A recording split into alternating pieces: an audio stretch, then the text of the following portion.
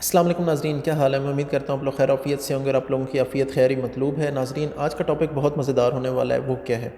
وہ یہ ہے کہ کیا جو کاربونیٹڈ ڈرنکس ہم پیتے ہیں، مہمان آتے ہیں انہیں ہم سرو کرتے ہیں، پیپسی ہے، کوک ہے، اسپرائٹ ہے، بہت سے ناموں سے بہت سی کاربونیٹڈ ڈرنکس اویلیبل ہیں، کیا یہ ہماری ہڈیوں کو گلانا شروع کر دیتی ہیں؟ کیا یہ ہماری ہڈیوں کو ویک کرنا شروع کر دیتی ہیں؟ کیا اس بات میں کوئی حقیقت ہے یا نہیں؟ تو ناظرین، وقت کو ضائع نہیں کرتے، اس چیز کو ہم ڈسکس کرتے ہیں۔ اچھا ناظرین، دا اسٹارٹ ہی میں آپ کو بتا دوں، صرف اور صرف ہم ریلیونٹ چیزوں کو ڈسکس کریں گے، باقی چیزوں کو ہم ڈسکس نہیں کرتے۔ ویسے اوورآل میں ان چیزوں کو پسند نہیں کرتا۔ اس کی ریزن کیا ہے؟ ایک تو ان میں شوگر کی کنسنٹریشن بہت زیادہ ہوتی ہے، ٹھیک ہے؟ اس سے کیا ہوتا ہے کہ آپ کا بلڈ گلوکوز لیول جو ہے وہ ایک دم سپائک آتی ہے اور آپ ڈائبیٹک ہونے کی طرف جانا شروع ہو جاتے ہیں۔ اور دوسری جو اس کی مین وجہ ہے، جو وجوہات ہیں جو اس وجہ سے میں انہیں پسند نہیں کرتا، وہ کیا ہے کہ ٹوٹلی سنتھیٹک ہوتی ہیں، ان میں کلرز ایڈ ہیں، ان کے اندر فلیورز ایڈ ہیں، ان کے اندر پریزرویٹیوز ایڈ ہیں۔ لیکن آج ہم ان چیزوں کو ڈسکس نہیں کرتے، آج ہم اپنے ریلیونٹ ٹاپک کو صرف ڈسکس کرتے ہیں۔ وہ کیا ہے ناظرین؟ تو پہلے تو میں آپ کو کلیئر کر دوں کہ ہاں واقعی یہ ہماری ہڈیوں کو کمزور کرنا شروع کر دیتے ہیں اور ہم آسٹیوپوروسس کی طرف جانا شروع ہو جاتے ہیں، ہمارے دانت کمزور ہوتے ہیں۔ ناظرین، میں آپ کے ساتھ دو ریسرچ پیپر ہیں وہ شیئر کر دیتا ہوں۔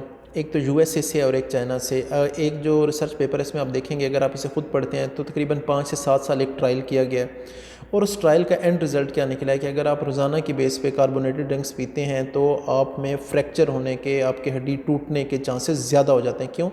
آپ کی جو ہڈیاں ہیں وہ کمزور ہونا شروع ہو جاتی ہیں، ان میں سے کیلشیم نکلنا شروع ہو جاتا ہے۔ اور جو دوسری ریسرچ ہے اس سے بھی آپ کو یہی پتہ لگے گا، اس میں خاص طور پہ یہ ڈسکس کیا گیا ہے کہ ہپ بون، جو آپ کی یہ کولے کی ہڈی ہے، اس کے فریکچر ہونے کے چانسز بہت زیادہ ہو جاتے ہیں کیونکہ یہ کمزور ہونا شروع ہو جاتی ہیں۔ تو ناظرین، اب میں آپ کو سمجھاتا ہوں کہ یہ ہوتا کیسے ہے۔ ناظرین، آپ کوئی بھی خوراک لیتے ہیں، کاربونیٹڈ ڈرنک ہے یا فروٹس ہیں یا پھل ہیں یا سبزی کوئی بھی لیتے ہیں، وہ کیا ہوتا ہے کہ ہمارے معدے سے ہضم ہو کے ہماری آنتوں میں جاتے ہیں اور وہاں جو نیوٹرینٹس ہیں وہ اس میں سے ابزارو کر لیے جاتے ہیں۔ تو ہم دو ہی ڈسکس کریں گے، کیلشیم اور فاسفورس۔ بالکل اگر ہماری خوراک میں موجود ہیں تو وہ ابزارو ہو جاتے ہیں۔ جیسے ہی آپ سوڈا ڈرنک پیتے ہیں تو اس میں 2 طرح کے ایسڈز ہوتے ہیں، ایک تو ہے کاربونک ایسڈ، وہ ٹوٹتا ہے، کاربن ڈائی آکسائڈ نکل جاتی ہے، اور دوسرا کیا ہوتا ہے، پیچھے پانی رہ جاتا ہے۔ اب آ جاتا ہے جو دوسرا ایسڈ ہے فاسفورک ایسڈ، وہ کیا ہوتا ہے ناظرین؟ اس میں سے نا فاسفورس جو ہے وہ علیحدہ ہو جاتی ہے۔ اب ناظرین، جو فاسفورس علیحدہ ہوتی ہے تو یہ کیا ہوتا ہے کہ ہماری جو چھوٹی آنت ہے انٹسٹائن، اس میں یہ ابزارب ہو جاتا ہے، ہماری بلڈ سٹریم میں آتی ہے۔ بلڈ سٹریم میں تقریباً ان کا جو پروپورشن ہے کیلشیم اور فاسفورس کا نا، یہ صرف 1:1 سے تھوڑا سا زیادہ ہے۔ اچھا ناظرین، اب ہوتا کیا ہے کہ یہ انڈائریکٹلی انورسلی ان کا ریلیشن ہے، یعنی کہ انورسلی پروپورشنل کا مطلب ہے کہ کیلشیم زیادہ ہوگا تو فاسفورس کم ہو جائے گی، فاسفورس زیادہ ہوگا تو کیلشیم کم ہو جائے گی۔ اب یہ جو فاسفورس ہم جب ڈرنک لیتے ہیں تو ادھر سے آنا شروع ہو جاتا ہے زیادہ اماؤنٹ میں، تو کیا ہوتا ہے کہ یہ اپنے ساتھ جو فری کیلشیم ہمارے بلڈ سٹریم میں موجود ہے اسے اپنے ساتھ بائنڈ کر لیتا ہے، اٹیچ کر لیتا ہے، اور اسے فری اویلیبل نہیں رہنے دیتا ہے۔ جب وہ فری اویلیبل نہیں ہوتا تو پھر کیا ہوتا ہے ناظرین؟ پھر یہ ہوتا ہے کہ جو پیراتھائرائڈ گلینڈ ہے وہ پیراتھائرائڈ ایک ہارمون پروڈیوس کرتا ہے، وہ کیا کرتا ہے، وہ ہڈیوں کی بریک ڈاؤن کر کے ان میں سے کیلشیم کو ایکسٹریکٹ کر لیتا ہے۔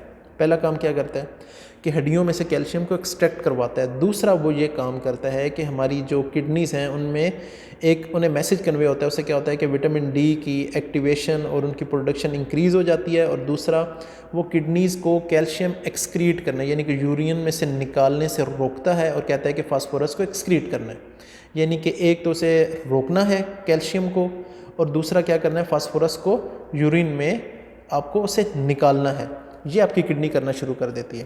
اچھا ناظرین، اب آپ کو سمجھ آئی کہ جیسے ہی فاسفورس بلڈ میں زیادہ ہوگا تو وہ آپ کی ہڈیوں میں سے کیلشیم کو ایکسٹریکٹ کر لے گا، آپ کی ہڈیوں میں سے کیلشیم کو ایکسٹریکٹ کرے گا اور آپ کی ہڈیاں ویک ہونا شروع ہو جائیں گی۔